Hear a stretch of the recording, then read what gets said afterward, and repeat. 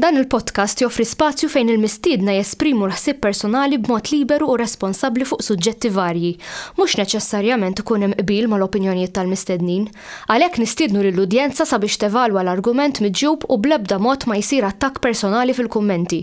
Hija l-intenzjoni tal-produtturi li dan il-podcast ikun spazju fejn il-libertà tal-espressjoni tiġi dejjem imħarsa b'responsabbiltà u b'rispett sħiħ.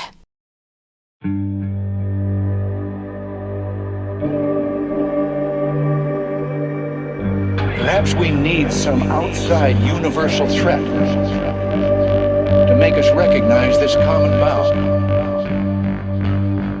I occasionally think how quickly our differences worldwide would vanish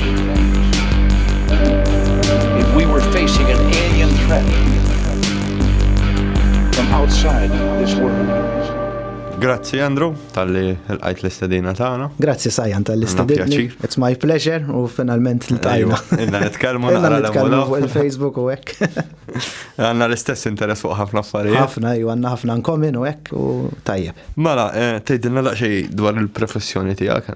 Mela, il-professjoni tiegħi jiena hypnotherapist, nuża ċertu terapiji holistiċi biex ngħin in-nies biex ikunu jistgħu jħossuhom aħjar, tidħol konfidenza, addictions. Interessani ħafna il-metafizika u l-affarijiet ukoll paranormali, affarijiet li jisnaqas nistgħu nispjegawhom. Ukoll nqatta' ħafna ħin infittex fuq is-self-help. Self-help x'inhu kif bniedem jista' jgħin lilu nnifsu biex javvanza f'ħajtu u jikber professjonalment, personalment, ikollu relazzjonijiet aħjar, eċċetera. Ġifieri, in a nutshell dak li nagħmel fost ħafna affarijiet oħrajn. Ma nistgħu nitlu naqra mdebt fil-professjoni tiegħek. Ejwa, mela. Tipo nis għal xiex jiġu jirrekorru għal-hypnotherapy. L-iktar li jiġu biex jifqu jpejpu, biex forsi jagħmlu l-past life regression li nistgħu nitkellmu fuqha wkoll, ġifieri dan huwa misteru jekk teżistix il-past life, jekk aħna nirrinkarnawx, eċċetera. U meta nidħlu fil-past life regression, eżempju, ħafna nies iħossuhom ikollhom iktar answers, iħossuhom iktar kalmi, iħossuhom aħjar u jisom ikunu qegħdin ifittxu lejn xi ħaġa li jiġu għandi u jgħiduli da dwejjaq li għandi jew din ansjetà jew din nuqqas ta' konfidenza ma nafx minn fejn ġiet għax inkelli ġenituri jħobbuni, dejjem ġej trattat tajjeb, qatt ma ġejt bullied u ma nafx għal xiex għandi di xi ħaġa li tiżżonni lura milli nilħaq is-suċċess li nixtieq. Fil-past life ġifieri jista' jkollhom pereżempju xi mew ta' kera jew hekk u teqpa' Eżatt, xi mew ta' kera eżempju l-aħħar darba kelli persuna illi qalt li illi kienet fir-Rivoluzzjoni Franċiża di kienet mara, kienet u da raġel issa in this lifetime kienet mara u kienet tiġi msawta minn raġel kif ukoll rat ħafna affarijiet koroħ ġifieri nies imutu qudiema fir-Rivoluzzjoni Franċiża, rat ukoll ġifieri nies getting beheaded fimt bil-giljottina. Allura dal-persuna dejjem kellu dik xi ħaġa li żommu lura milli jesprimi ruħu, milli jesprimi l-verità tiegħu.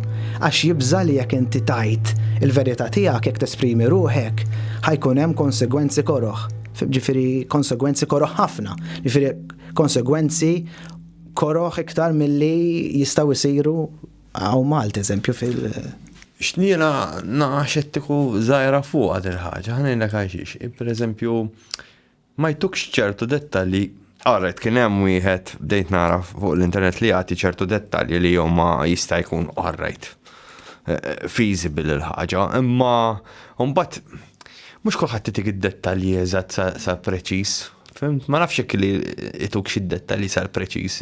Sajan dawn huma misterji kbar li huwa scientifically proven illi meta bniedem jagħmel dit tip ta' terapija kien hemm studies li bniedem iħossu aħjar fil-mument. Ejwa heavy ara rajta jiena dik. Ġifieri dik hija bħala therapeutic validity, hypnotherapy, past life regression, etc. It's scientifically proven, ġifieri. Ejja rajta. Imma xi kultant ituk dettall, imma xi kultant tgħid jew ikun l-immaġinazzjoni tagħhom, jew ikun vera, għax xi kultant jien smajt stejjer imma qatt ma kelli din l-esperjenza li ikun hemm nies ġifieri smajta f'konferenza issa jekk itx fatwa li jew le xina l-onestajja kollox għalija. Kien hemm wieħed qalli li hu hypnotizza persuna Amerikana u dik kelmitu bil-Franċiż. mingħajr ma taf titkellem bil-Franċiż. Bil-Franċiż, dik iwa, dika Jew bniedem ikellmek biċ-Ċiniż. Li rajt wieħed beda jitkellem b'lingwa li qasbissa ta' tintuża.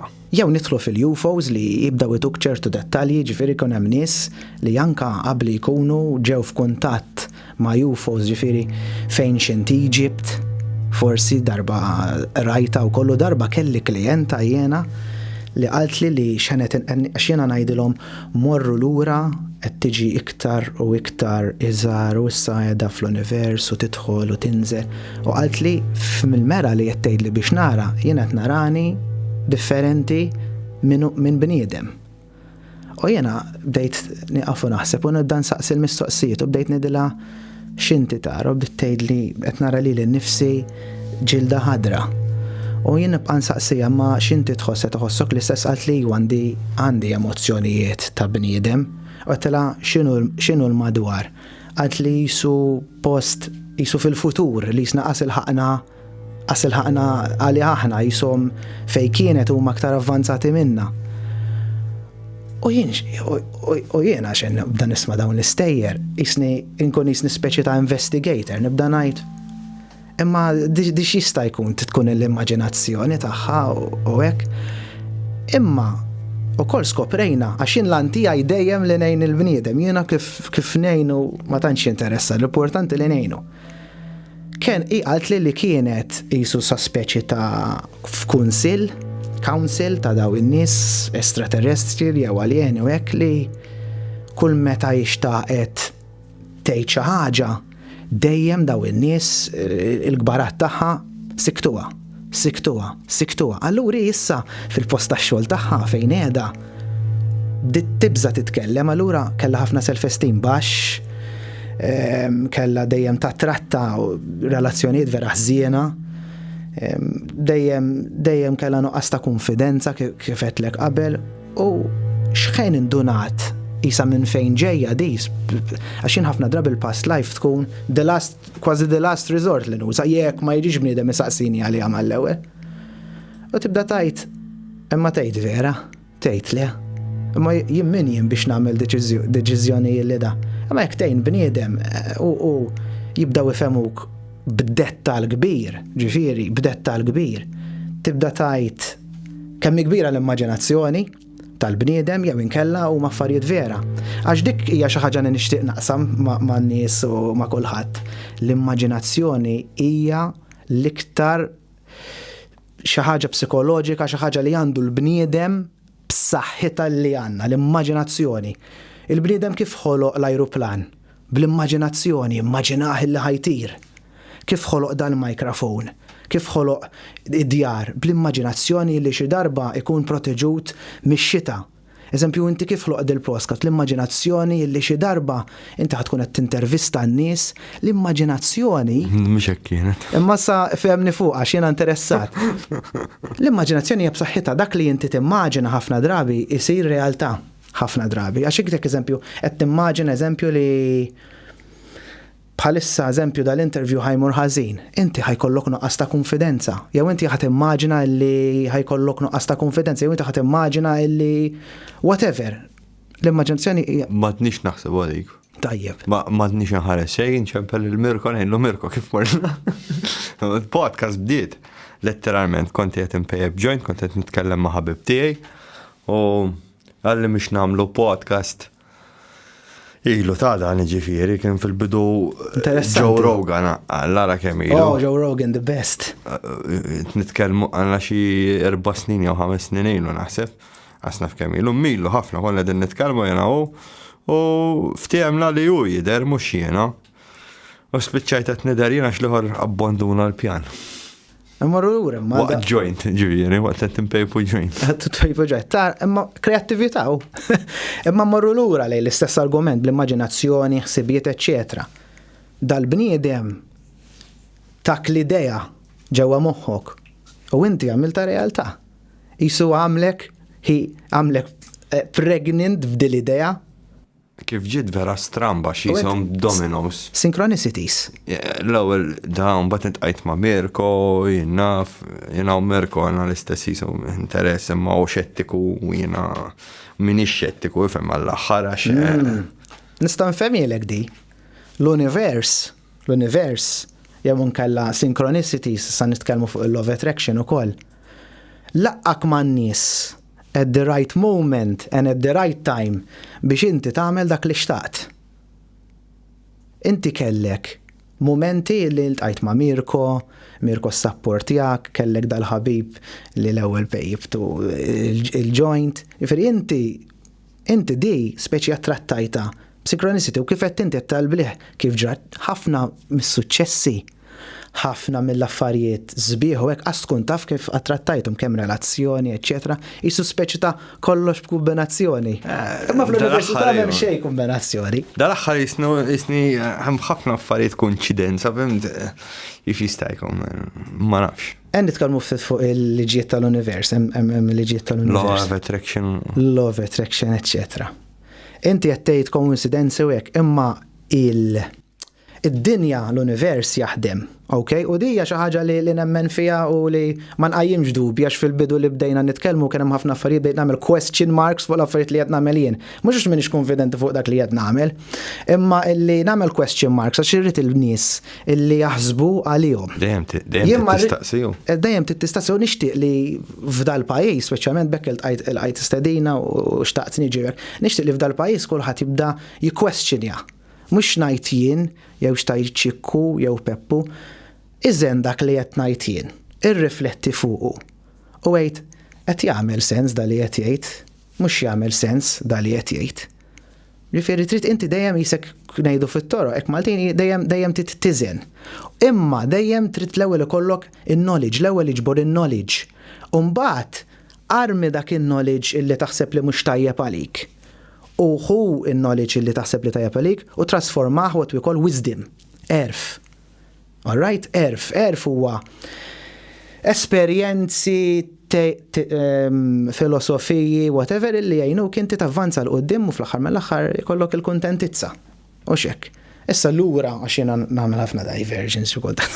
Lura f'dik tal-univers, inti qed li ħafna koinċidenzi u hekk.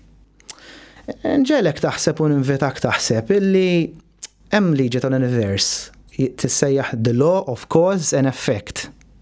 Dak li inti tagħmel illum, dak li inti żrajt, what you sow you shall reap. Dak li inti żrajt, inti ser taħsad.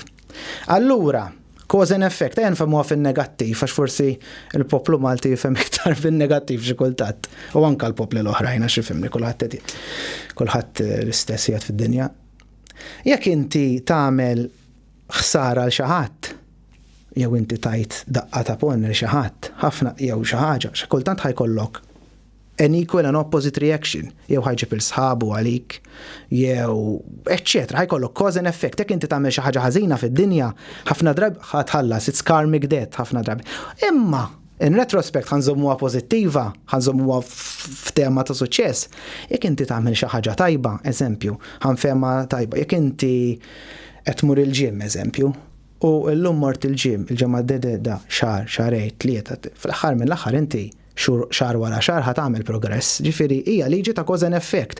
Jekk inti għamilt l-ewwel podcast, raw 20 ruħ, tajjeb, cause, bdejna. L-effekt x'inhu? Il-cause huwa bqajt tagħmel podcast wara ieħor podcast u daw l-effekt kien il-viewership u nistiedna dejjem baqgħu jikbru. Ġifieri dana naħsbu naqa' fuqha dak illi tagħmel illum inti ser taħstu għada, ġifieri ejja nkunu konxi, okay? Ejja nkunu konxi ta' x'aħna nagħmlu llum. Ħalli għada naħsdu dak li nixtiequ mhux inħallu d-dinja on automatic tgħidli qed li fil-bidu iftaħ naqa' fuq il-professjoni tiegħek mela. Hypnotherapy, hypnosis x'inhi? Għax hawn ħafna misunderstanding, hawn ħafna ignoranza fid-dinja kollha ta' mhux f'Malta biss. Forsi l-Amerika iktar avvanzata dan għax hemm ħafna nies li l-Amerika għandhom parapsychologista di hawnhekk m'għandniex. Eżatt, ġifieri dik anke kellmu fuq hawn kollha xi qiegħed interessat illi nagħmel dottorat fuq ejjen il-parapsychology. hypnosis, x'in hypnosis? Mela hypnosis kull ma hija focused concentration. X'inhu focused concentration? Inti qed tiffoka fuq xi ħaġa, all right? U inti qed tiffoka fuq idea. Issa, fuq idea x'inhi? Eżempju, inti qed tiffoka illi for example, il-hypnotist jgħidlek illi inti ser taqaf tfejjeb. U inti il-hypnosis huwa meta jekk bniedem ma jkollux intelligenza illi jisma' x'inti tgħid. Jekk ma jkunx kapaċi jifhem il-lingwa li qed titkellem, eċċetera, u ma jkunx kapaċi jiffoka ftit żgħira, mhux ħafna ta' ftit żgħira billi qed tgħid, dak ma jistax jiġi ipnotizzat. Imma Min kollu l-ADHD jiġi. Jista' jiġi mhux jista' jiġi. L-ewwel ħaġa tal-hypnosis, speċjalment hypnotherapy, huwa li inti il-bniedem irid jaċċettaha. Jifieri jgħid jien għandi bżonn lajnuna, provajt kollox, u hekk ara fuqha jaf li qed scientifically studied u ħafna affarijiet u għamilha. Issa ħalli mmorru lura xi diverġajt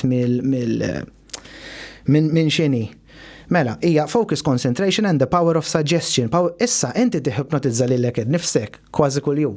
Qabel torqod, isek torqod tajt lilek innifsek issa wasal il-ħin biex norqod u taqbad u torqod. Meta inti tkun qiegħed tbiddel il-gerijiet tal-karozza u ma tkunx taf kif, automatic response, jew inkella tkun soqt minn hawn sad-dar u ma tkunx konxu tal-im toroq ħadd. Wasalt id-dar u kważi taf kif tkun qisha dik qisha highway hypnosis. Tant inti familjari magħha il-ħaġa illi inti tkun qisha automatic. Eżatt. Issa l-hypnosis ħanfehmuh iktar. Għandek ġiex partijiet tal-moħħ xi huwa terapija tajba. Inti għandek il-conscious mind li huwa 5%, kif qed nitkellmu bħalissa jien qed nuża l-conscious mind tiegħi, inti tuża l-conscious mind tiegħek. Jifieri bħalissa qegħdin nanalizzaw, analytical mind, conscious mind qed nanalizzaw, qed naħsbu x'aħna nitkellmu. Subconscious huwa 95% li qed jaħdem iktar milli l-conscious mind għax qiegħed imexxi qalbna, qed imexxi il-beliefs tagħna, inti fiex temmen. Eżempju kien temmen għandek tant rajt affarijiet tal-UFOs, tant inti konfiċċi tal-UFOs li fis-subconscious mind tiegħek għandek li eżempju il-UFOs jeżistu. Eżatt, għax inti għal xiex imma through repetition. Inti ma qomx darba u qed nemmen fil-UFOs, inti konvinċejt li lek innifsek. Jien qomt kelli 10 snin għal Madonni għala hija l-istorja wkoll. Qomt kelli 10 snin dak iż-żmien, jew kont ħanal għal 10 snin. Ġiti u għalli, jara xaw, ħriġna fuq il-bejt u għan jgħatem, what the fuck, man. Attara, that is the moment where you were convinced. Għabel, kon naħseb li xaġa bħal kartun, sci-fi, ta' tfal. Issa, dik l-esperienza, tant influenzatek. Mux jek, le. X'taħseb? Ħalli l ġrali, ommi u missieri u ġenituri tiegħi ġifieru ta' madwar bdew jgħidu li jara ħalqek titkellimx toqgħod sejjerek għax jaħsbuk miġnun. Tieni esperjenza żammejt ħalqi magħluq qas biss tkellimt qas xejn fuqha ġifieri qas ta' madwar qas kienu jafu. Min kien hemm biss kien jaf. U għax esperjenza ġejt irridikolat meta kont żgħir ħafna fuq għal ħaġa affettwatni men għax bdejt ngħid imma jinħaq alla rajtu men kif allura kif jiena infatti kienet xi ħaġa kbira li qiegħda kien. Ma m'intix waħdek li kellek dwar. U kien hemm rapport fuq il-gazzetta wkoll. Kont inċempel alla tal-xismu tal-Orizzon kuljum men. Wow. Kienet dratni dik alla li tirrispondi it-telefon. Jiġifier bismi kienet tgħidli. Wow. Tipo, affettwatni u ħajti kollha ma bqajx nemmen. Ngħid ma nadaw bullshit per eżempju li jgħidu l kara. Emma alla wieħed u da mbagħad taqbad taħseb minn waħdek. Fim? Mbagħad kelli t-tielet esperjenza ma' bniedem li kien jgħid dejjem jara l-UFOs, ma kontx nemmnu għax jien għaddew 12 sena biex rajt UFO wieħed għal ieħor. Right. Tipo, qed il-ostja minn kif jista' jkun. Ħarġajt rajt miegħu ma dal-ostja bniedem. Fil-ostja. Għabat, f'kont qed nitkellem ma' sieħbi u dawek, bum. Wara joint, bdejna l-podcast. Wow. Daw huma esperjenzi li naħseb xi ħaġa żlitek biex tarob. M'għandix idea, kombinazzjoni. Xi ħaġa ħanajdlek jiena ma tantx għadni nemmen bil-kombinazzjonijiet taqqas. Ġifieri kif qed li inti fil-bidu, kollox iwassal għal xi ħaġa hu. Kollox iwassal għal xi ħaġa kif qed lek qabel the law of cause effect, ġifieri daw qabli qegħdin jikkomunikaw miegħek. U eżempju jiena l-aħħar darba kont meta kont l-Amerika kien hemm wieħed jemmen ħafna bil-UFOs u huwa minn Texas, the milk capital of the world. U kont ngħidlu għall-Ibirek dejjem l-Amerika daw jiġu l-aliens u hekk ħafna drabi. Għalli kien hemm storja li jħobbu l-ħalib, allura jmorru f'post u anka dik tal-baqra hekk li jobdok tiegħu il-baqra hekk jħobbu l-ħalib, allura jmorru fejn ħafna kwantità kbira ta' ħalib. Jekk toqgħod tinnota. Esperjenzi bħal tiegħek, tfal, żgħar, tgħix kemm irridikolawhom, Wales ġara dal-każ, tgħix kemm irridikolawhom, tgħix kemm kell għaddew minn bullying u daw mhux wieħed 7 kienu, mhux ma kienux weħidhom, ġifieri għall-Ibirek 7 mġienen, 7 mhumiex siktom sa jien qatt ma rajt xejn. Imma mbagħad I question hu. Ġifieri kulħadd qed jimmaġina għall-Ibirek, kulħadd qed jikdeb għall-Ibirek. Kien kont naħseb li kelli esperjenza paranormali qatt metta ta' ġifieri, imma naħseb li llum il-ġurnata I come with terms li hija light trickery, fim? Paranormali, il-paranormal ukoll huwa fejn tidħol metafizika x'inhi? Qed tistudja għaliex aħna bħala nies qegħdin hawn x'inhu l-iskop tagħna u qed tistudja wkoll affarijiet li mhumiex explainable bix-xjenza, mhumiex explainable on a logical reason. Fimt huma kważi subconsci tgħid hemm Alla, hemm higher self, hemm xi ħaġa kbar minna, hemm extraterrestrials, hemm UFOs, hemm mod kif id-dinja topera jew aħna skjavi taċ ċirkustanza. Eżempju, jiena bqajt naħseb fuq għadi, ġifieri Mirko jafa l-istorja xi ftit jafuni. Jiena għalija light trickery, fimt illum il-ġurnata I come with terms li ngħid għarajt light trickery kienet. Ġifieri jiena rajt annimal u peress li ma kienx daqshekk dawl, fimt kont jeġġu għalqa, tipo light trickery, l-lum il-ġurnata I come with terms li hija light trickery, fimt? Meta tgħid light trickery x'inti tfisser biha? Eżin l-annimal jiena rajtu differenti fid-dlam. Jista' jkun ukoll. Kull ma kelli d-dawl tal-qamar biss. Jista' jkun ukoll. Kif ma tistax taskludi l-paranormal, ma tistax taskludi l-affarijiet tad-dinja. Eżatt, u bqajt nawdem fuq għal-ħaġa ma I come with terms issa. Ġifieri naf annimal żgur kien. Annimal tajja. Veri, inti tistaqsi lilek innifsek u qed naħu pjaċira x'qed taħseb u mhux hekk. Rajt xi ħaġa, eżempju, jien kelli esperjenza li rajt isu daw ma nafx hekk kienx stilla jew whatever, allura I just discarded it, ma mortx eżempju ma ġejċa u bdejt ngħid rajt l-aliens and daw bdejt blog, etc. Ġifieri jew bdejt eżempju ta' person iċċellenja UFO control hawn minnhom jagħmluha l-Amerika ta' person din jiċċeneljaw UFO. Però naħseb li CE5 naħseb taħdem. Femni naqra CE5 imorru jgħodu jimmeditaw hekk positive thoughts, tkun tħossok humble, ġifieri. Dak ħafna mix-xogħol li nagħmel jien. U jidrulhom mill-lieder. Ħanajdlek il-meditation u nerġa' nfhem x'inhu hypnotherapy huwa forma huwa mill-familja ta' meditation, imiktar gwidat. Ġifieri bniedem meditation x'inhi tal-għajnejk u tibda tiffoka fuq in-nifs jew tibda tiffoka fuq xi stamp, eċetera. U ħafna min-nies jisom ma tantx għandhom dik il-paċenzja. Ħafna min-nies ma tantx huma kapaċi speċjalment fil-Western world li jimmeditaw jekk ma jmorrux training u ma jkollux willing. Il-hypnosis hemm ċertu techniques illi inti tejn bniedem jidħol iktar f'dan l-istat jisu ta' light trance, asenu transcendental ta' ġifieri, imma huwa ta' light trance u ġili jiġru mirakli u tibda tajt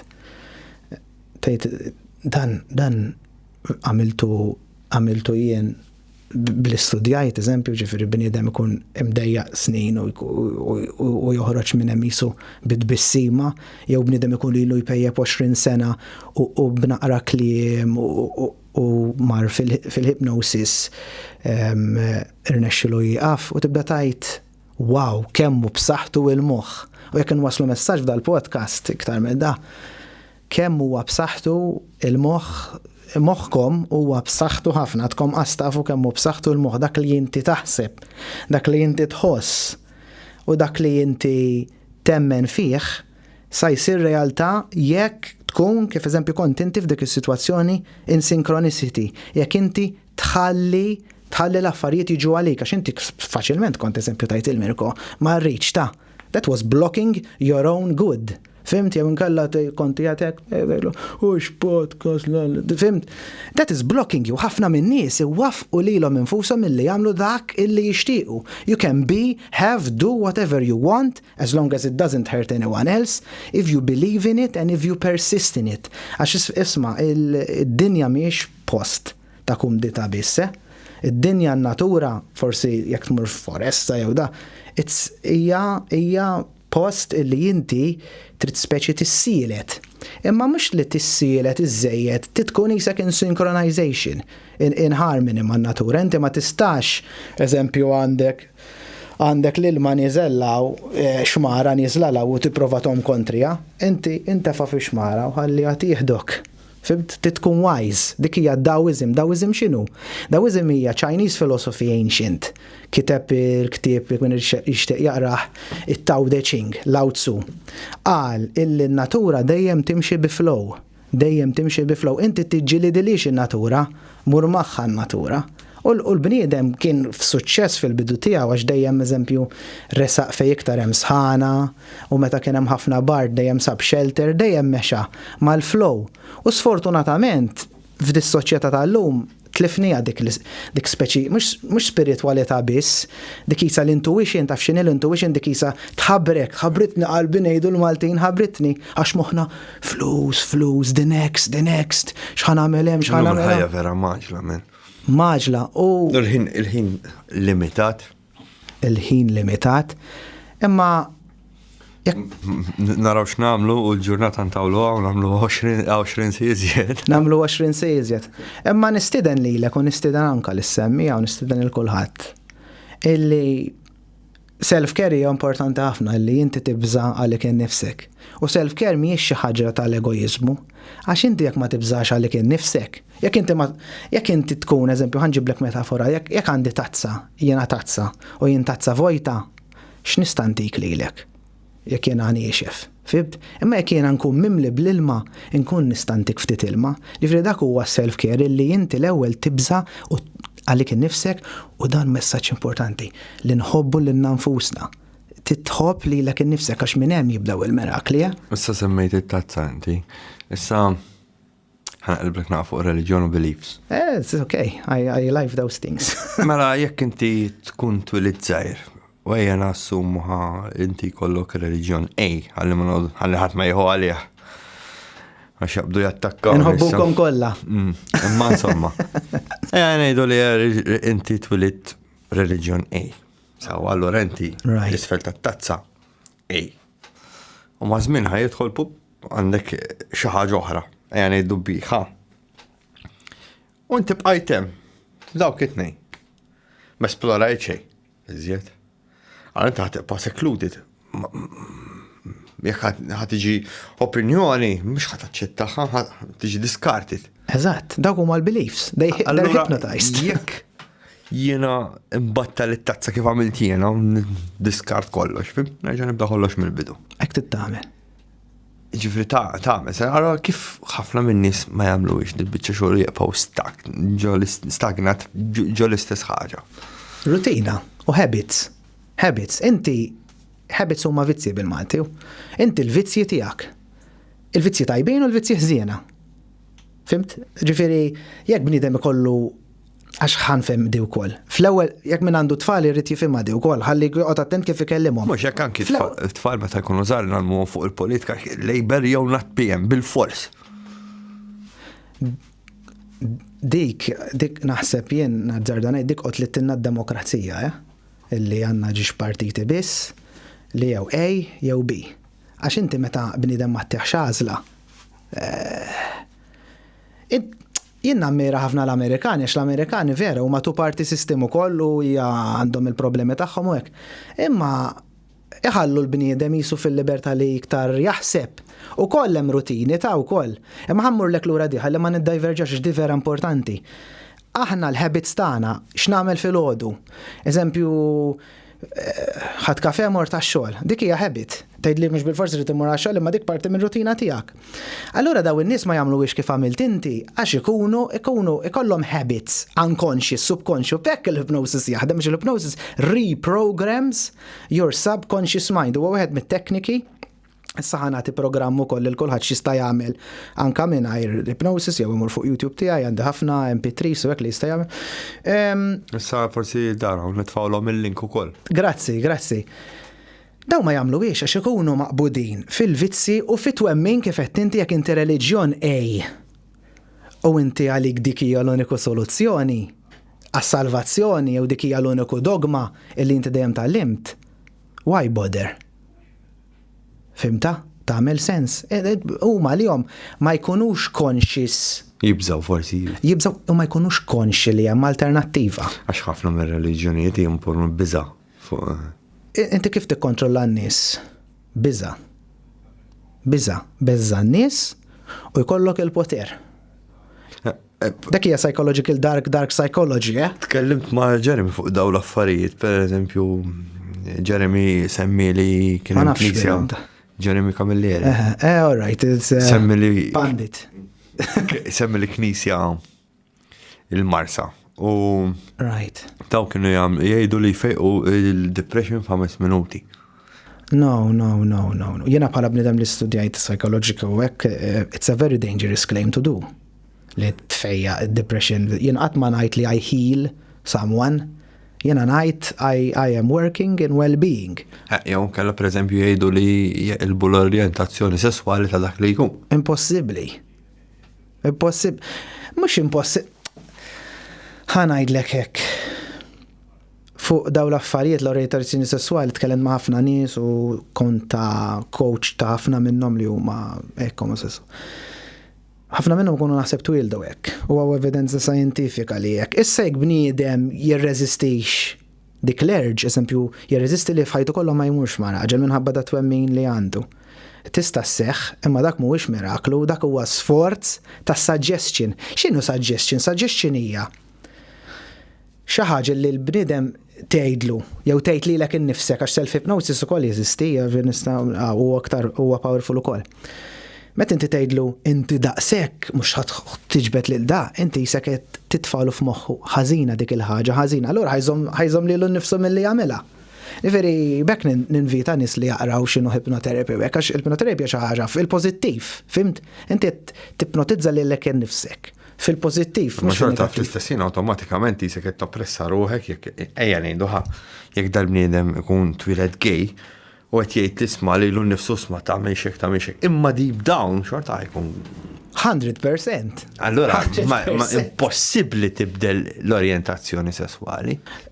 Nistaqsi din mistaqsija kemm minnhom iż-żewġu huma kuntenti. Iż-żewġu mara huma kuntenti. Inkella jiż-żewġu jkollhom xi 50 sena u jmorru ma' xi 21. Ġieli smajthom daw l-affarijiet ifieri tisma' stejjer. Ħanajdu hekk, kulħadd kif qed fil-bidu, kulħadd huwa dak illi jemmen fih. Kulħadd huwa dak illi jemmen fih, allura ninvita n-nies u ninvita lilek u kulħadd illi jemmen xi ħaġa li hija produttiva għalik, għal ħajtek, għal komunità. Tqgħodx taħli l-ħin issegwi, tkunx follower, kun iljun, bielajn, kun iljun, tkun xip, għandna biżejjed xip. Fibt anke ma tkunx popolari l-opinjoni tiegħek, anke kulħadd jirridikulak, kun onest u kun iljun. Kun aħseb għalik innifsek. Ħanajdu hekk, il-Kristjaneżmu għandu tajjeb ukoll, imma ċertu kif tkellimna f'qabel u hekk, met inti hemm warning signs ta' kalt. X'inhu warning signs? Kalz il-problema x'daw. Kalz kbira, huma perikolużi. Charles Manson ma nafx ma jġbir. Charles Manson ejwa xtaqt MK Ultra. Charles Manson huwa kien persuna illi he's very, very good in psychology u jiena naqbdek. Jekk inti qed tuża psychology kontrija, jiena niderek, all right, relax, u damma jien nixorbok f'5 minuti bniedem mal-ewwel. Use that techniques li iġel bniedem iħossu komdu, juża ħafna repetition. Eżempju, il-partiti politiċi mhux ejja nużaw ta' barra. Donald Trump juża slogan, Make America Great Again. Make America Great Again. Malta tagħna wkoll. Tiegħi wkoll mela Malta. Over and over and over and Malta ġusta, Malta ġusta, Malta ġusta, Malta. Mela Malta ġusta, jien ġust, favor. Met inti tirrepeti xi ħaġa, u speċjalment fuq ir-radio, met inti tkun aljenat, jien ma tantx għadni nisma' radio, Ċi kultant di tgħallimta minn dokon żgħar, kon nisma' nies eżempju anke l-iskola jibdew seri go mobile radio, hekk dik il-jingles jidħlulek fis-subkonxu ħafna drabi il-jingles, anka eżempju juża dawk it-tekniċi insomma ħammuru lura lejn Marilyn Manson, il-nies kien jikkonvinċihom u kien isib nies ħafna drabi daw in-nies li jsibu nies imsieken illi jkunu għaddejjin minn żmien ħażin. Ikunu qegħdin dawn, ikunu qegħdin ifittxu soluzzjoni. Kienu tuhom id-drogi wkoll. Meta bniedem ittieħi droga wkoll iġibu naqra iktar vulnerabbli għax ikollu dik l-addiction ukoll, fimt? Ikollu addiction, mhux addiction li tkun kapaċi tikkontrollata. Jiena bniedem ta' libertà, kulħadd jagħmel li jrid, imma insomma, dika oħra. U jġibhom ishom dipendenti. Mhux inti jiena ma nagħmilx da aħad ma nafżax, jiena jgħidu ħafna kif nikkonvinċi daw ma nagħllem il-ħadd għax ma tkunx taf x'ħajużek ma nkunx nafdaħ bniedem. Meta inti ikollok isa karotta d-dendela u bniedem ikun irida dik il-karotta kważi ħajamel kollox għaliha.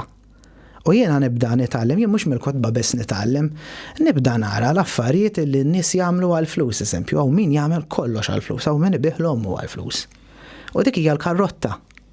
U għaw ċertu nies bħal daw il-mega churches, bħal nies li jkollhom ħafna riżorsi ju. U inti meta jkollok ir-riżorsi, meta inti tkun qed toħloq illużjoni ta' suċċess, għax da kollox illużjoni ħafna bil-backstages. Inti bniedem ikun irid ikun jisu miskin parti minn dak is-suċċess, parti minn dik il-komunità, ma mbagħad jisfruttawhom. L-aħħar darba mort l-Amerika u hija tad-daħk ħafna insomma ma nafx, ma jinsib ta' tad-daħk. Mort u bdew kantaw rock way, Jesus, one way, u jsejri kienet atmosfera sabiħa u beda jħajpjani, tiħħajpja. Inti meta tiħħajpjah bniedem fil-mass meetings, għax iġibu d-DJ suwek, għax inti t-ħajpjaħ u meta bnidem t-ħajpjaħ, t-ċibju iktar receptive għas-suggestion.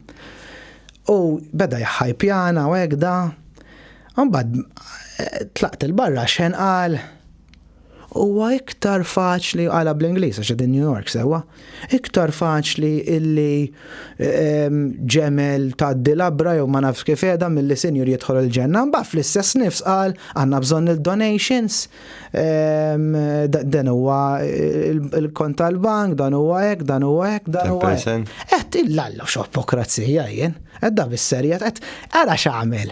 U x'jiena jien kollox nifhem. He used iħħajpjak. Inizlek, unbat jitfallek il-plug, xirritu. U inti minn arma trid, ejja, taħad pjaċir, bub, 50 euro, ġifiri għaw minn telef miskin, flus gbar. Dawax daw kunu predators. U jiddispeċini li jużaw l-isem ta' Ġesu Kristu li kien kontra kważi naħseb daw l-affarijiet xi kultant kontra reliġjon organizzata xu kien jekk eżista għax dawn misteru kbar kien jitkellem b'sumot għax dal-aħħar issa. Tista' tagħlem ħafna minnu hekk. Tor tar-Rikki taħħa għall-bara, dal-aħħar qbad Rikki kemm huwa okej, nkellmu jien. Dal-aħħar qbad nesploraw l-bieraħ ħarġet xi ħaġa dwar Ġesu, li kienet ma' interessanti wkoll. Family, faċi. Għaxu kien jitkellem b'codes li tissarrafhom u tipprova tifhimhom. Hypnotic language, metaphors. Il-metafori, il-paraboli x'inhuma hypnotic language. Met inti tgħid storja. Imma ma naħsibx li qed nifhmuhom tajjeb. Everything is open to interpretation. Eżempju, u qal Ġesu in the Sermon of the Mount, as a man thinketh in his heart, so he shall become. Mela inti tista' meta konna din nitkellmu fuq law of attraction tista' tinterpreta dak li inti taħseb inti ser tieħu u dak li għandu ħajkollu iktar. Parek ma Mirko. 500,000 irridu jina Mirko. Amen. Mela ma jaslux. X'rid ngħidlek? Emnu fikom infuskom u taslu. Imma rrid ikolkom il-paċenzja. Tissemmi r-radio, tisma' JD fuq il-law of attraction. Mela.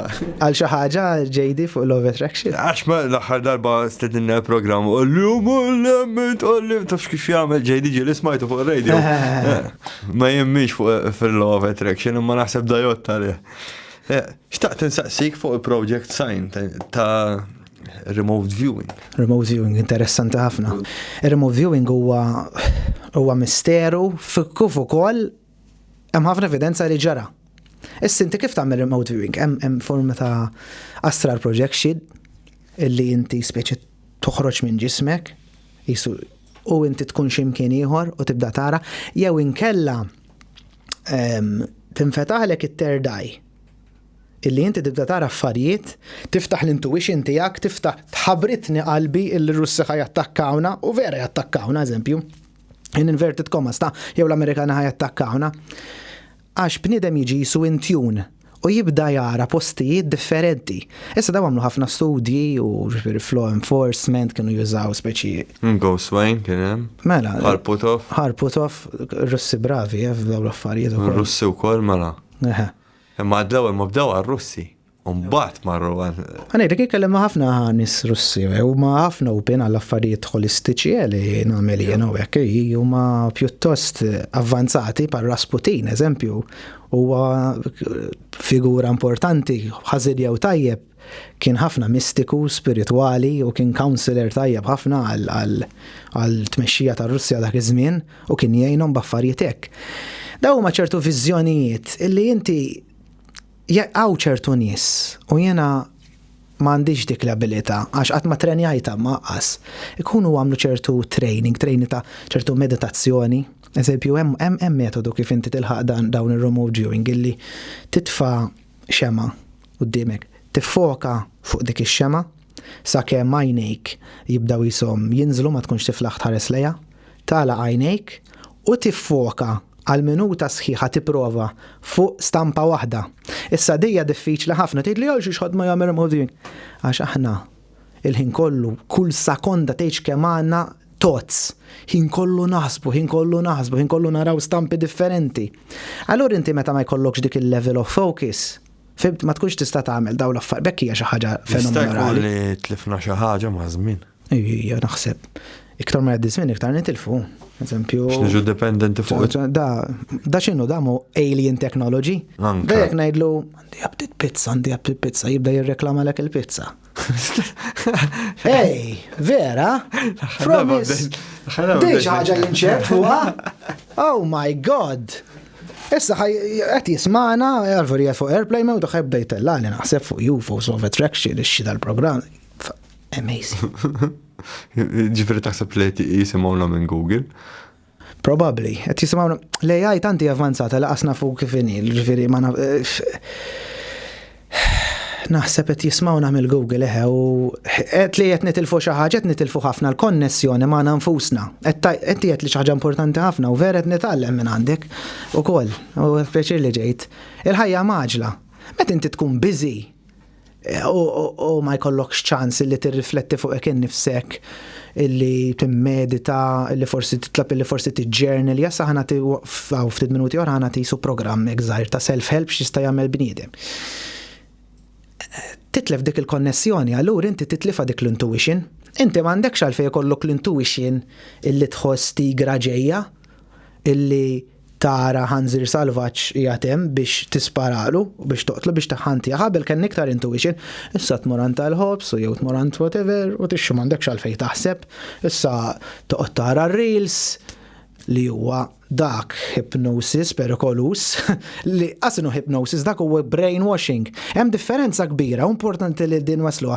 Hypnosis mhuwiex brainwashing. Hypnosis is a technique that uses you say the right thing at the right time at the right moment to get yourself into light trance to create change. or to convince someone. U l-brainwashing huwa meta inti jisek għax aħna neoperaw bis-sensi. Qed nisma' nittejsja. Bil-brainwashing li jagħmlu l-brainwash jimmanipulaw l-ambjent. Eżempju, billboards, radio, television, podcasts, Google Ads, Facebook Ads, irjeħat, kollox, illi jimmanipulaw l-ambjent. Illi inti ma trid ħatemmen fiha dik il-ħaġa. Dak huwa brainwashing, jew inkella jitfawk f'kamra u jibdew jgħidulek. Kalz, eżempju, jagħmlu ħafna. Dan huwa l-komandament tagħna. Dan huwa illi inti hekk. Inti jek. U jekk inti tikkwestjonja li dirajta ħafna u jien għaddejt ħafna minna u Malta, jilqak b'aggressività. Il-professur jilqak b'aggressività li qed ngħidien. U inti tkun żgħir, jew hekk speċjalment meta tkun żgħir, anke tkun kbir, tiddejjaq, tibża'. U allura tibqa' you stick to it. Imbagħad inti kemm ħaddum tara l-istess ħaġa. Di your radicalization. Ta' terrorizmu, għak jint kriminoloġija studijajt BA fil-bidu, nistan kelmek naqa fuq terrorizm. Terrorizmu radicalization xinu? Kidaw, ma nsemmix, insomma, whatever, l-ISIS u għaffajitek jabduhom minn tfal. Iħadruhom. Ġibuhom fanatiċi. Li indi ħat esplodi li l-ekin nifsek u ħatmur il-ġenna ħajkollok 8 verġni nisa, 8 u kull-jum, għax dan huwa l-Koran, dan huwa l-ktib, dan huwa whatever, jew din hija l-Bibbja, jew din hija da xina nirrispetta nopp il-kulħadd mhux taħsbuni. Imma u da jġibu simplu, l-lut, xamlunna l-lut, fimt, boom, xamlunna l-Ewropej, boom, fimt? Jifiri, inti meta dak huwa brainwashing, meta taqbad bniedem. Issa, jew jistaw jamlu satili. Dan huwa satili huwa meta jinmanipulaw l-ambjent. Qabel qed jippruvaw jibbrainwashaw lilna u issa sar iktar easy ma dan qabel kienu jagħmlu bit-television.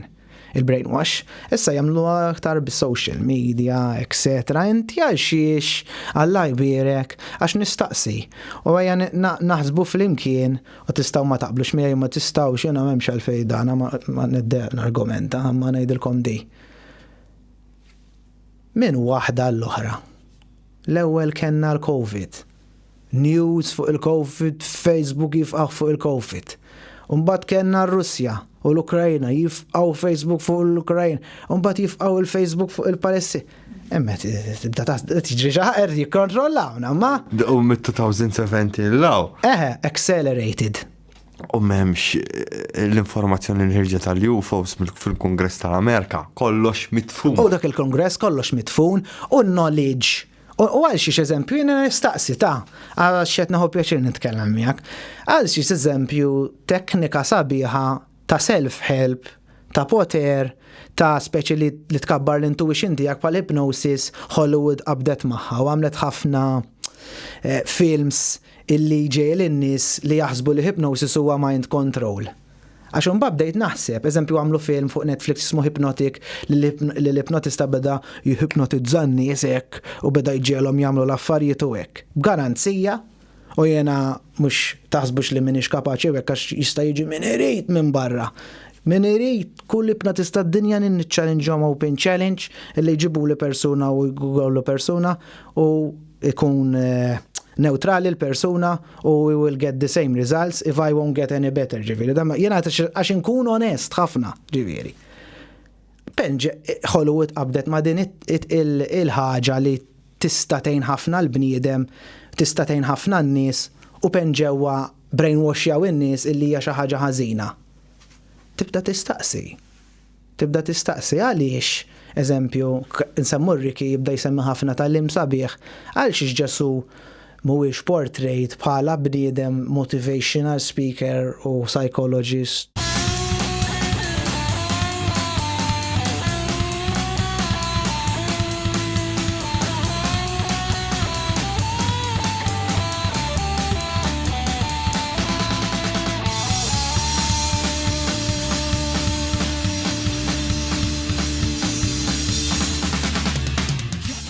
Ma fil-verità, tant kemm ġiet twistet ir-reliġjon li tilfet is-sugu tal-bidu. U spiċċat f'istituzzjoni. Jien nitkellem ħafna nies podcast barra u hekk issa għandi waħda l-Amerika li daxxar. Kien hemm wieħed għalli il-Knisja Kattolika sa mhux qed dana għalli dak huwa l-Imperu Ruman. Għalli l-Imperu Ruman kien jaf li ħaj jispiċċa. Allura rrid isib metodu ieħor illi jibqa' ħaj. U għallu fiex nistgħu nibqgħu ħaj. Min għamel ħoss? Min kien l-rockstar ta' dak il-moment? Kien Ġesu. Allura ħaduh u għamluh hekk u baqgħu b'saħħithom u inti tara l-proprjetà li għandhom Iktar istituzzjoni sinjura li jew. L-iktar istituzzjoni sinjura. Hemm tajjeb tax titgħallem minn għandhom ukoll, imma ifhimni itgħallmu waħsbu tħallux il-minni weġġakom. Xtaqt insaqsik Andrew dwar The Man Who Stared at Goats. The Man Who Stared at Goats. Taħfa l-istorja? Femmi li ftit. Ma, da l-armata Amerikana wara li qabdu di ta' xismu ta' remote viewing. Bdew jippruvaw jaraw jisibux nies li kellhom superpowers u ta' telekinesis u affarijiet oħra. U fosthom kien hemm sistema li kienet taħdem li da jekk itħares biżżejjed lej goat lej moza. Tant kemm tippanikjaħħa tiġi fi stat ħażin li taqsam qalba tmut, tisplodi. Ġifieri, imma psikoloġikament inti għax itħares il-ħin kollu f'għajnejha, allura inti toħloq biża fiha. Fimt, u dik titriggerja il-moza li taqsam qalba, tipo. U kienu jagħmlu xi esperimenti oħra, kien hemm wieħed minnhom prova jgħaddi minn ġol ħajt. Wow. Jippruvaw jagħmlu dan u telepathic communication. Dika sanfehmu fuq kollox. Imma mill-lider di l-ħaġa biss taħdem u hemm spjegazzjoni li għax jekk toqgħod ħares ħafna li l-annimal ħataqsamlu qalbu. Ħanajdlek, ħanfhmuha fiżjoloġikament u anke psikoloġikament. Ġilli smajt nies eżempju ikunu ilhom ħafna snin, 50 sena flimkien, u mbagħad l-ewwel tmut il-mara u mbagħad imut ir-raġel. Jisu jgħidu miet biswiet ta' qalb. Xi kultant l-emozzjonijiet ara kemm hu connected the mind with the body. Hypnotherapy dak li huwa mind-body connection. Li inti tant, eżempju, dil-moza, tant ikollha biża ġewwa fiha illi tippreferi tmut milli tibqa' taffaċċja dak l-ostaklu ta' biża. Jisu jkun hemm switch. Ikun hemm switch, ġifieri l-emozzjoni ara kemm b'saħħitha l-emozzjoni tant tkun kbira li ġel lil ġisem taffettwa lil ġisem jagħmel xi ħaġa bħal speċi li ma jridx. Ġifieri tkun il-kontroll li għad illi kif eżempju ħanfehmek psychologically kif daw il-gvernijiet u hekk jikkonvinċu tant nies imorru għall-gwerra. Għaliex jikkonvinċu għax jużaw emozzjoni ta' patriottiżmu, emozzjoni għax attakkawna, emozzjoni biex isservi l-pajjiżek, emozzjoni biex tkun cool, bil-roverver, emozzjoni li aħna l-aqwa fid-dinja, eċetera. Dik hija tqanqal emozzjoni biex inti iġġieli sek timmanipola bniedem illi jagħmel dak illi inti trid u din l-istess ġarala l-moża. Però min ikun fil-kmand ma jmurx għall-gwerra. Eżatt, min ikun magan, ikun bil-libsa ma jmurx għall-gwerra, u biss ikun jisu qed jikkonvinċi lil bnies li jmorru. Jiena għalhekk ngħid u ma naqbilx jiena fis-servizzi u hekk qed tagħmel xogħol dirty work ta' bniedem ieħor meta fil-verità inti tkun qiegħed tattakka uman ieħor bħalek illi jekk qegħdin jien u inti. Eżempju nġibilek idea, eżempju jien Iżraeliti int Palestinjani u viċe versa u nkunu qegħdin nitkellmu hekk fil-verità. Mhux se jkun hemm mibeda kbira, speċjalment jekk inti tibni r-rapport u titkellem, imma meta inti tkun isek f'dik is-sitwazzjoni f'dak l-ambjent, ħajġeluk tagħmel affarijiet illi inti ma tridxu. Ġifieri dik hija, ġifieri fuq The Man Who Stared at Goats.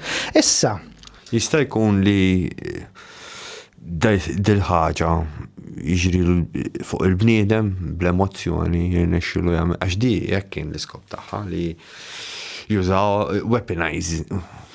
Issa l-bniedem tista' tiġri għax ma neskludi xejn, imma l-bniedem li jagħmlu bniedem differenti mill-animal għandu l-kapaċità li jaħseb u għandu kapaċità li jbiddel ħsieb.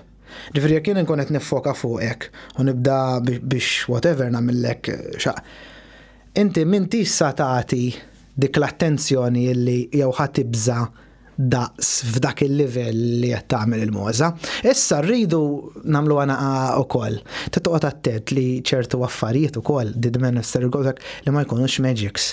Għax naf ukoll fl-Italja fis-70s kien hemm entertaining hypnotist u kien jihipnotizza tiġiġa. U daġi popolarizmu nistgħu tagħmilha li jihipnotizza tiġiġa. Issa x'kien jagħmel? Kien jagħmilha rilassati u kien jafsilha ċertu nerv li tiġiġa tagħmel hekk. U kull ibżej wow, ipnotizza tiġiġa. Dik nagħmilha bil-wiża jien. Eżatt. Iferi inti titqu. Wiża jekk taqbadha titfaħħa. Fuq darak titfaħħa fuq dara u toqgħod torkilha żaqqa hekk bil-mod hekk torqod il-wiża tibqa'. U jagħmluha bis-sriep dawk li jibda jdur. Min jaf jagħmilha wkoll insejt eżatt għax ma tantx nidħol f'magic su hekk iktar fuq therapeutics li jista' jagħmilha l-kelb ukoll mislu x'imkien u l-kelb jibda. Fimt? Minn lallu dirrit nitallimha għax naraw nfittxuha. Kelba tagħna. Ħafna drabi tkun illusion di tkun qed tidher illi qed tagħmel xi ħaġa. Issa, eżempju, fejn ta' ipnożi, eżempju tista' tkun inti darbet li jihipnotizzaw in-nies boom. Mal-ewwel, hemm ċertu speċi ta' inductions u modijiet kif bniedem jieħu bniedem. Tipnotizza hekk. Le, hemm ċertu tekniki hekk, imma ħafna drabi fuq television u fuq il-medja ma jġibulekx. Ikunu staged, forsi. Ikunu staged in this way, imma in this way mhux huma staged. Li qabel da eżempju ħani ħipnotizzalilek qabel nkun kellimtek. Nkun ngħidlek inti lest li tiġi ipnotizzat eżempju, lest li tagħmelek mela ħanamillek test. Għamiltlek l-ewwel test, għaddejt minnu, għamiltlek it-tieni test, u mbagħad tajtek trigger ngħidlek melissa kull meta ħanfaqqa subaj jew ngħid sleep. Inti ser tmur f'dal-istat ta' rilassazzjoni. U inti eżempju naqbdu niġbru dik il-biċċa ma niffilmjawix. U mbagħad niffilmjaw dil-biċċa, u mbagħad jien niġi ngħidlek sleep. Inti tkun diġà primed għaliha, tkun diġà trenjat għaliha, ġifieri ma tfissirx li tkun xi ħaġa falsa, għax dik hija l-isfortuna u li jiddispjaċini kif jaħseb il-bniedem għax jara xi ħaġa li out of this world u jew jaċċettaħa ħafna jew ma jaċċettaħx, ġifieri inti għajt forsi qabel kelmu u hekk, ġifieri vera, mhux għax ma ġabux dik il-biċċa fuq il-medja tfisser dan, tifhem ġifieri dik hija importanti li taħseb fuq anke fuq the men that stared at goats, etc. Issa semmejt li telekinesis. Kien hawn studi li jgħidu eżempju kien hawn nies, eżempju l-aboriġni ta' l-Aboriginal people, the Australian Indigenous people, li kienu kapaċi da scientific study. U kif rajtu tbellaħt. Għax jien nibda neċita ruħi ġenna naraw Imma jiena stramba dik. Li jikkomunikaw, ħanajdlek inkelli esperjenzi u ta' vera u konvent fuqhom. Naħseb fuq xi ħadd u jkun hemmhekk. Jiġi. Ikun eżempju nkun l-eżempju għajwewnu. Ħanut tal-ħobs, naħseb fuqu u jiġi. Il-ħobs ħajġennek. Il-ħobs ħajġenninni, ħaġa gluten free. Aħjar da, ma insomma. Yeah, whatever, kun ġaħantu kafe u jider. Darba, din l-esperienza da, diġrat li xisid darbit. Darba kien kont nistudja masters, u masters għaw Malta stess, fi creativity. U kienem persuna mit-Turkija, mara, jisema Mervej. U ma kieneċ baqtej xaw Malta, ġdak ix l-snin wara. U mort ħanut ta' kafe l-imsida fej l-università. U għettaw fej kont immur ma dikin. Xsib fuqa, Madonna ma nara iġdiħla mill-bib. U tibda tajt, you'd start to question. Tajt, this is a form of telepathy, eżempju, meta tkun tit eżempju xaħat titkelmek, eżempju biex toħroġ miegħu, eccetera. Kont eżempju najt, ħanaħseb fuq jew fuq you get a text message. Assja. U tibda tajt.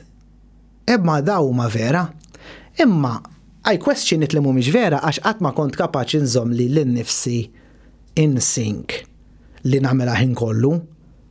Hemm tibda tajt daw in-nies li qed tajt inti huma kapaċi jew huma trenjati li jagħmluhom dejjem. Fimt bħal dir remote viewing hekk huma għax tibda tara ċertu affarijiet anke kien hemm waħda li tgħid li wisq reali din l-esperjenza li kelli fil-past life, wisq ġibt informazzjoni li għandi bżonn, wisq tallimt u tibda tgħid vera li daw ċertu nies li huma sensittivi. U għaw min jgħid Nikola Tesla kien jgħid. Nikola Tesla huwa xjentifiku ġdid li ksiktuh, sawtuh, insomma. Li kien jgħid li hawn ħafna fallen angels fid-dinja, kif hawn ħafna fallen demons, hawn nies li jkollhom ċertu gifts.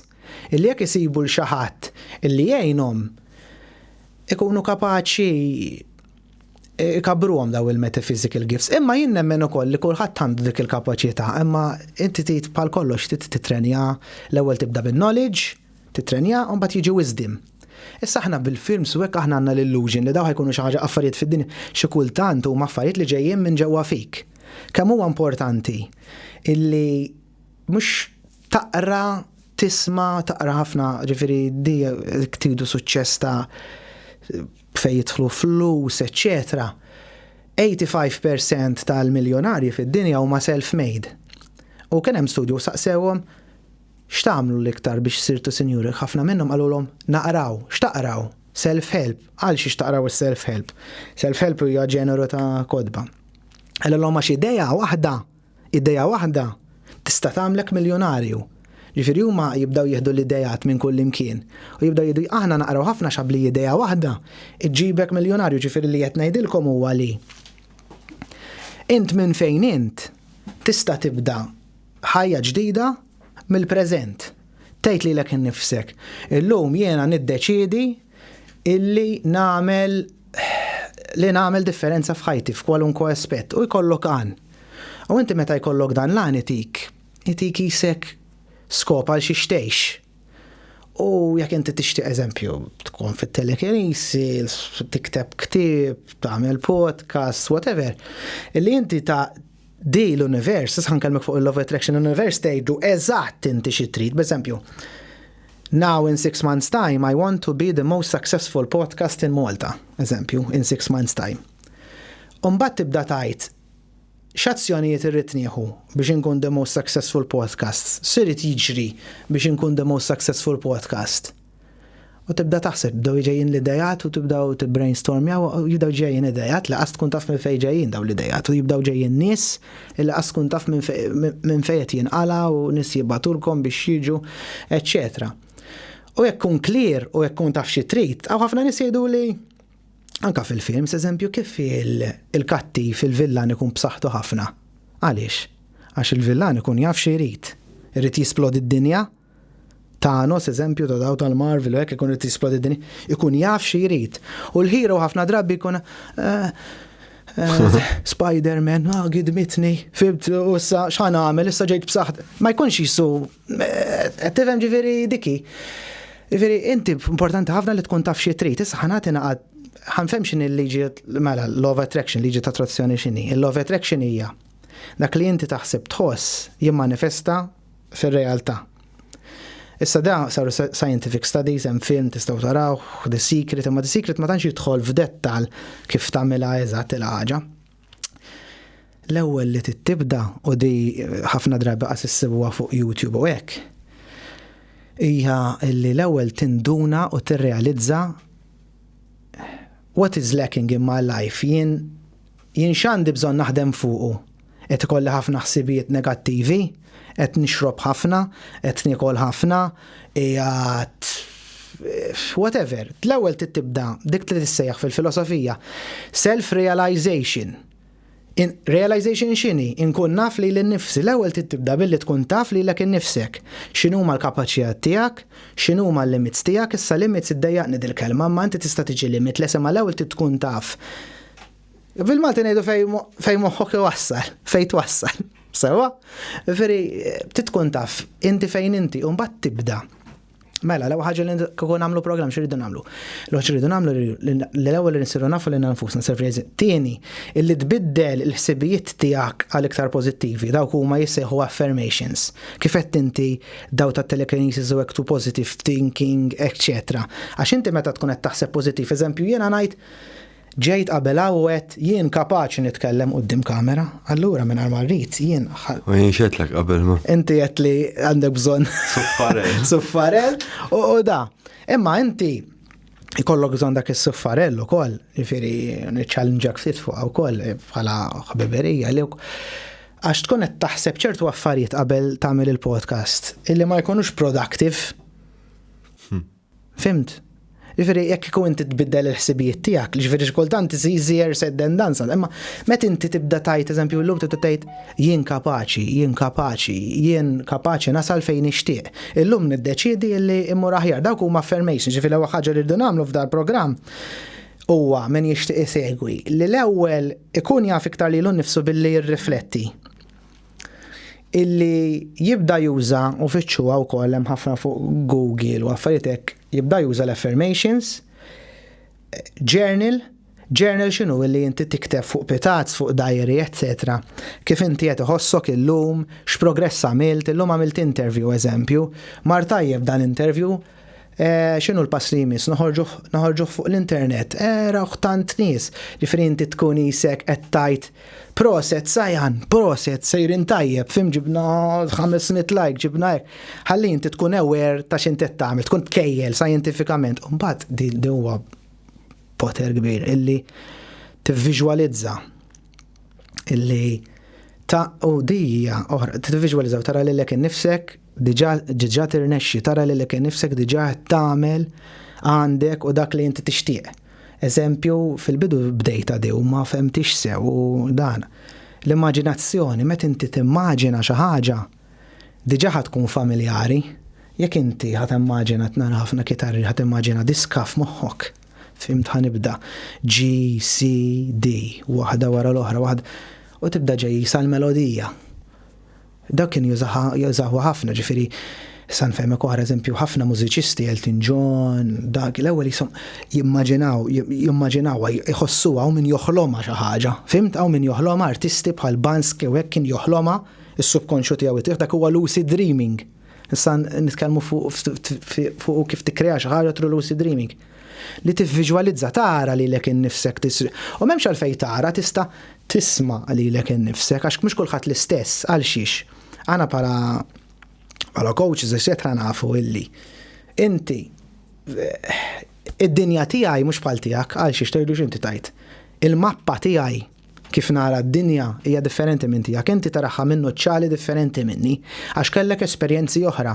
U jiena kulħadd ngħidlu u kulħadd ngħidha lilek my map of the world is not your map of the world. Allura my work, jekk tiġi eżempju għandi ikun rrid niskopri l-map tiegħek u kif ħan innavigaw through your own map biex tasal fejn inti trid. Taf kif il-mappa tiegħi? Ejdli. Li qed nitkellmu hawnhekk diġà strampa lija. Fimxin, anke d-realtà kollha stramba lija. It has to sink in. Għandi ħafna domandi minn fuq d-realtà. Ġifieri. Interessanti. Naħa stramba ħafna. Kif jiffunzjonaw l-affarijiet. Ngħidlek xi ħaġa. You are u kulħadd anke kun huwa dejjem minn żmien ħażin, you are at the right moment, you are at the right place at the right time. Xi ħaġa tefatek hawnhekk tagħmel dal-podcast. Għandek xi ħaġa li inti trid titgħallem. U inti qed titgħallem minn dawn l-esperjenzi. Anke jekk għandek mument diffiċli, inti qed titgħallem. Anke meta tfalli, inti qed titgħallem biex ma tagħmilx l-istess ball. Hemm hija l-injoranza li inti tfalli u tibqa' tirrepeti. U suċċess x'inhu? Success x'inhu? Dija powerful ħafna, it's very powerful this one. Success. Għalija s-suċċess huwa differenti minn tiegħek. Għax is-suċċess, eżempju, għaw bniedem ikollu kamra fala, jieħu f'xkun imbit, fenek. Għalih dak huwa l-ikbar suċċess. Għaw min irid jibni d-dinja. Nibni t-torrijiet, nibni l-flezzijiet, nibla nofs ma. Għalih dak huwa s-suċċessu. Ġifieri s-suċċess imma failure. Failure it's one definition li inti ma tilħaqx lan tiegħek. Taf kif naraħ is-suċċess jiena? Kif taraħ is-suċċess Li mmut bla 1 cent fil-but. Tajba. Imma l-xiex biex tkun kontent, biex tkun gawdejt. So, success for Sajan is to live his life to the fullest. So, dak huwa suċċess tiegħek. Kien suċċess tiegħi eżempju nejn kemm nista' nies, eżempju li nkun tampat pożittiv. Dik dejjem nagħmlu anki fuq dal-podcast ġieli ngħinu xi nies. Għalhekk ħadd pjaċir li ġejt hawnhekk għax jidher ambjent pożittiv tidher li qed tisma'. U qed nitgħallem ħafna wkoll. Konna din ngħidu u daw l-affarijiet mhumiex eżempju semmejt il-JD. Okay, JD. Ħanajdlek JD Patrick. Sa mux toħorġu tajruni u ekta kif għamiltu dawk l-Ingliżi. Oh, anyway, good publicity. Aħjar, għatma nissemman kien jena. Anyway. All right, mela. Jim Carrey tafu menu? Jim Carrey. All right. Jim Carrey huwa attur famus ħafna u jitkellem ħafna li hu uża il-love attraction għal da suċċess meta kien għadu jibda. Kiteb check li l-nifsu da for $10 million for acting services rendered. U da kien għadu comedian bla flus. Ma qabel kellu accident kellu avvenimenti uħar ta' rota. Meta għalt kemm nixtieq rota u sieħbu kiteb ismu u kiteb ismu sieħbu stess u kiteb isem Jim Carrey. U tafaħħom it-tnejn u tala ta' Jim Carrey. Eżatt. Ġifieri u kiteb dan iċ-ċek, u dan iċ-ċek $10 million, u da kien ġifiri għal-axħaw jikolla, jmur $200, eżempju komedi, u jħallaq da. U kiteb da, u għat jivviġualizza, marfu Hollywood Boulevard, jivviġualizza, u jara li nifsu għandu dal. U minn ma jafu da, from a nobody, from just a comedian, tawħ il-film The Mask, u kem ħalsuħ? $10 million. Wow, ħafna iktar stejjer ġifieri ġili anka darba ġili ġrawlili wkoll. Darba kontet nara life coach. Bravo ħafna jisu Tony Robbins u biljonarju ġifieri anka iżolati għandu u dejt nara fuq program ta' television hekk fuq daw il-breakfast shows illi għamlu l-Amerika u għandna bħalhom hekk u dejt ngħid ilu da kont għadni nibda bdejt ngħid konti nixi sentej bis kont ngħid kemm nixtieq imur fuq television u hekk jien jisu ħatmu jagħti kassi u hekk u da.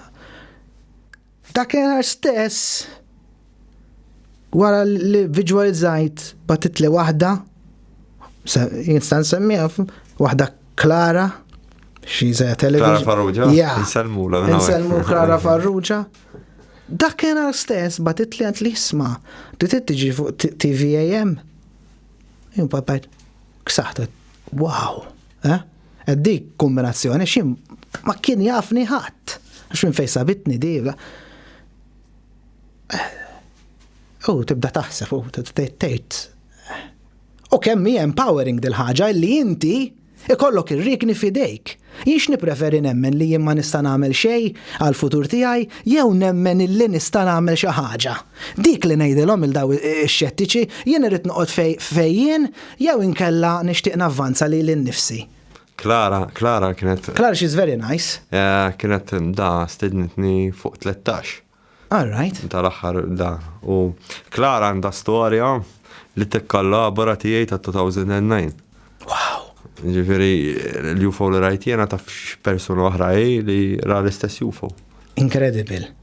Meta kontetta l-Mirko, tiftakar Mirko, kien għalli ġasmajta li l-istess, ġifiri. Allura, entom, eżempju, kulħadd żbaljat, le ma ħsibx jien. Ġifiri, jista' jkun. Ġifiri, kollox jista' jkun. U jena nsaqsi dil-mistoqsija. U inti tojda, da kemm jistaqsi mistoqsijiet.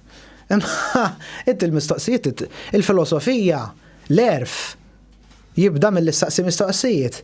Jena ngħid univers kbir, vast u d-dinja daqs naqra għalla jbirek humans bissaw. Ħankellmek fuq l-alieni. Nitkellmu fuq l-alieni, ħan nikkonkludi ta'. Mela għandkom 4 punti xirridu nagħmlu jisu speċi min jixtieq javvanza, fajtu ġifieri nagħti ukoll it-talenti tiegħi b'xejn għax nixtieq illi anke ma jkunx jista' iħallas u minn da jagħtu waħdu d-dar u da iqajjem lilu nnifsu u jgħid illum ħanamlu bidla. Illum ħammur nimxi.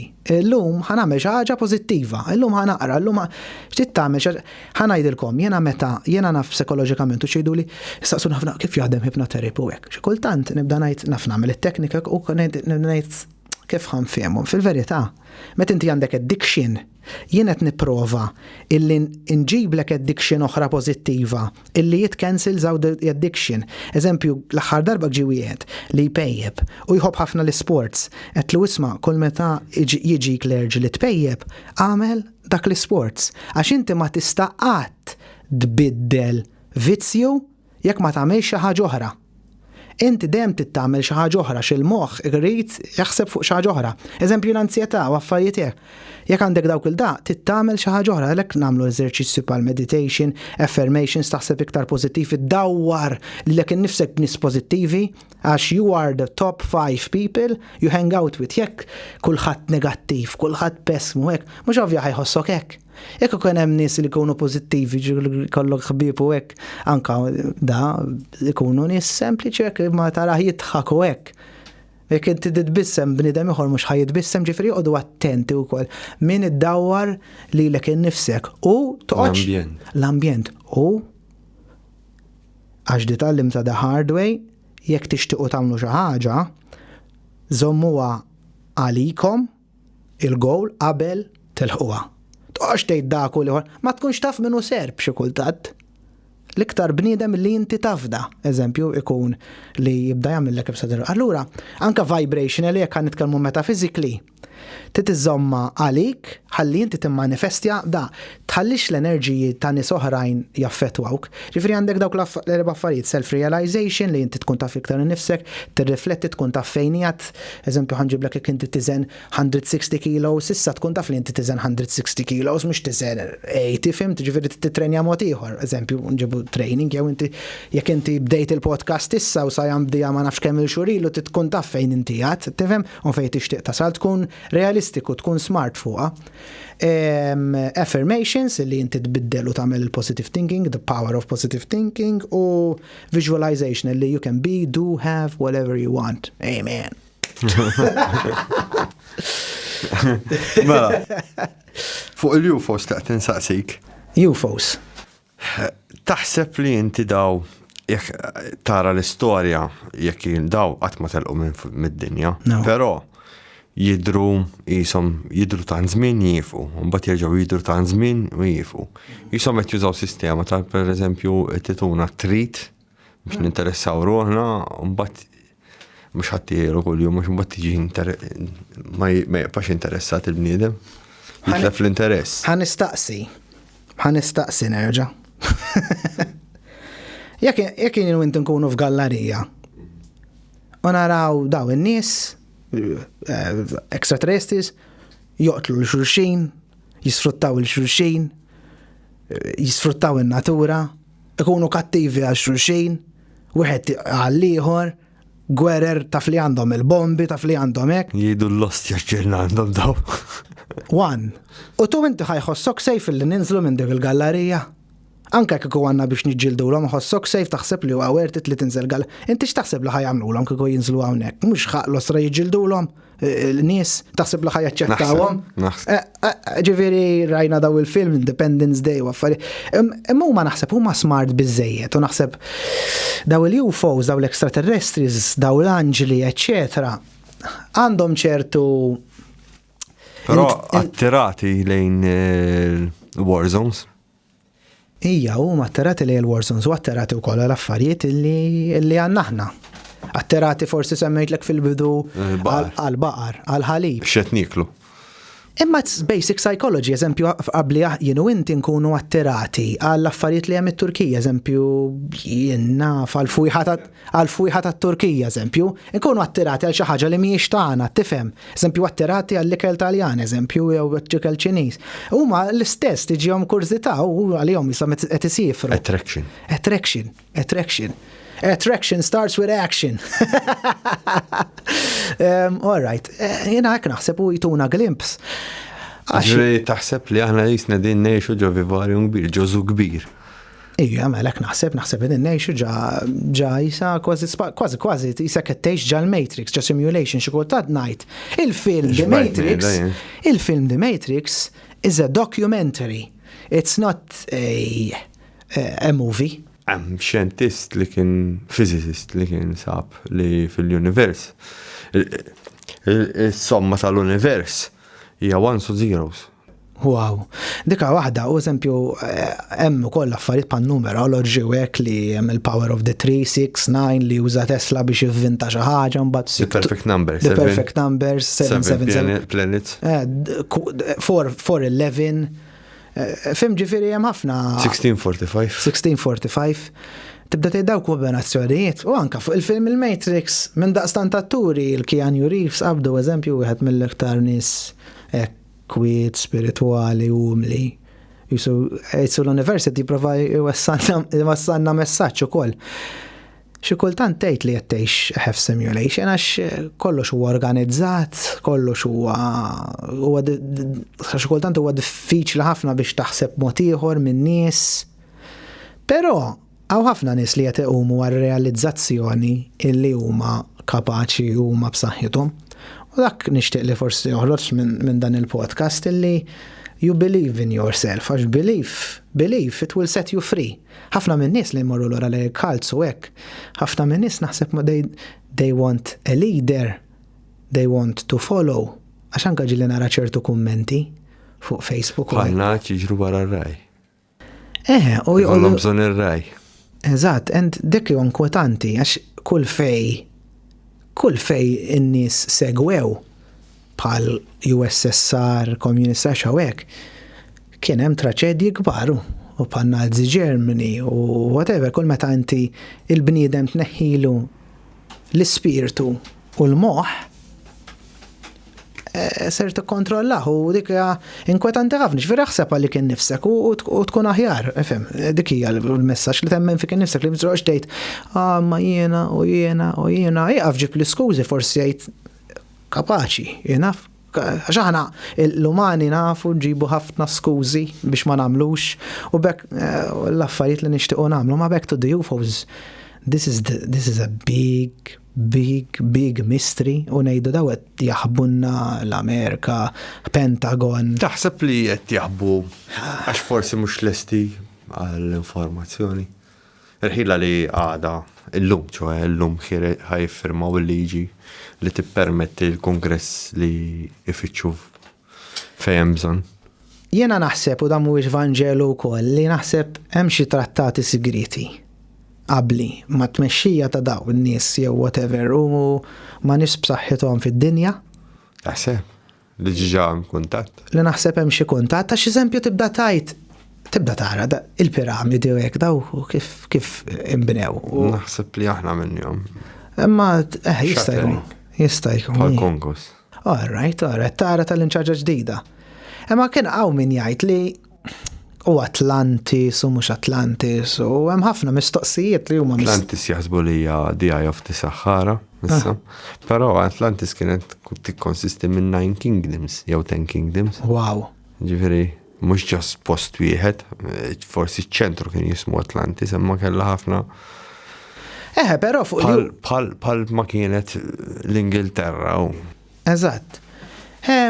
Ħanajdlek di u hija importanti ħafna li huwa naħseb il-messaġġ li iktar kwalifikat li nitkellem fuq jiena huwa li mhux għax hawn forsi xi UFOs jew extraterrestrials ħajaqta' l-fatt illi hemm higher power. Għax huma forsi din l-idea li hawn il-UFOs hija resisted ħafna x'jgħidu li God created us in his image. Allura aħna biss. Qabli krea beings oħra. Ma jkun għamel xejn ħażin. Kieku forsi jinnaf Alla ħalaq lilhom u mbagħad huma ħalqu lilna. Jista' jkun ukoll xorta nkunu by extension in-neputijiet tal-Alla u tal-univers jew tal-higher power jew tal-enerġija, għax aħna kollha enerġija fid-dinja, kollox enerġija. Jekk inti qed tagħti enerġija pożittiva jkollok pożittività, jekk tagħti negattiv ħatoqgħod tinkwieta, innotaw, oqgħod kwieta, iktar tinkwieta. Il-UFOs huwa misteru kbir and jimma nitħaq bħadd li kollhom esperjenzi hekk għax ma tkunx taf jien biex niġġudika sorita. ukoll. Għax dik ukoll, dik ukoll tidu titalmuha u nitalmuha. Jekk inti tiġġudika, il-liġi tal-karma ħadajdlek li jien ser tiġi ġudikat. 100% jew għax da. Jifiri, inti ma tiġ taqottejt għax da kulli uħor u da, tipproteġi lillek innifsek, tagħmel dak li inti temmen fih, and move on, mux toqgħod taħli l-ħin tiġġilet ma dak u mal ieħor. Fid-dinja kollox enerġija u wibża l-enerġija. U tidu toqgħodu ħafna attenti li titfa' l-enerġija fejn inti tixtieq. Focus on what you want. L-ansjeta xini, focusing on what you do not want. Et tifoka fuq futur immaġinarju, għalek kettek l-immaġinarju futur immaġinarju li ħajweġġak. Li ħajkeċuni mix-xogħol, eżempju ta' ġifieri focus on what you want. Dik hija r-recipe to live a happier and less stress-free life. Mela, nagħlqu Andrew. Ejwa ta' ħadd pjaċir. Għaxejna ngħidu issa. Ejja. Mela, għal-futur, x'għandek pjanat? Għal-futur għandi pjanat il-inkompli nkabbar l-udjenza tiegħi fuq il-courses li nagħmel online għax nagħllem kemm hypnotherapy, nagħllem ukoll neurolinguistic programming, hija forma ta' psychology, nagħllem meditations, etc. Illi nibqa' nservi n-nies, illi nikber jiena mentalment, spiritualment u anka f'dir-realtà hekk fiżikament. U hekk dak li nixtieq u li għandkom illum ukoll nixtieq li kont forsi ta' mhux widen għax mhux qed nisma' ma kont forsi tajt xi advice tajjeb il xi ħadd u tgħallimt ħafna wkoll u nibqa' nitgħallem. Hekk nixtieq. Thank you. Thank you, Welcome. Kien preċi. Grazzi.